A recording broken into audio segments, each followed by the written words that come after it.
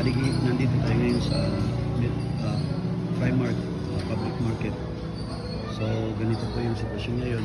Walang tao. Ayan po. Okay. So ang gagawin ko naman dito is bibili po tayo ng gulay. So ito, papunta ito Barangay Jess ng Kapalaran. So ito naman papunta ng Salud. So punta muna tayo dito sa vegetables. Bibili tayo.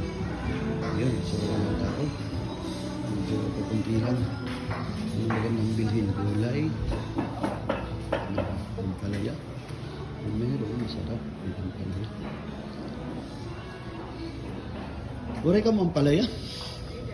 Tagpira ang kilo. Pwede hapla. So, bibili natin ngayon yung haplang. So, ilan lang nagbukas ngayon dahil New Year. So, baka bukas ito, marami na naman. So, makikita nyo ibang stall, medyo sarado, maraming sarado. So, nag-enjoy kagabi, kanina madaling araw. Malasing pantao siguro. So, yun. Dito tayo nagbukas sila. 75 po.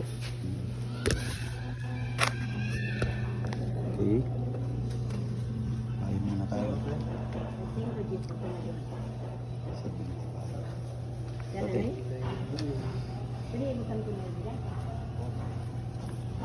Mamaya punta tayo sa taas.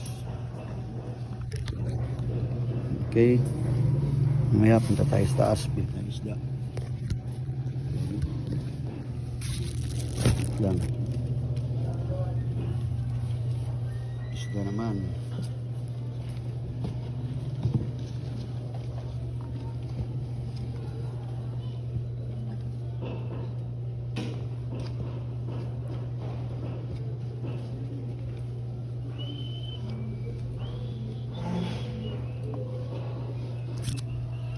Okay, kaya tayo.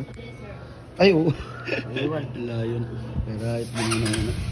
Sige, taas tayo. So wala pa ditong ano, yung escalator sarado. So iikot tayo ngayon. Pero gagamit tayo ng motor.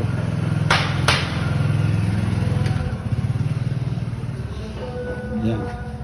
So ganito yung sitwasyon. So iikot muna tayo. Bili tayo ng ano. Bibili tayo ng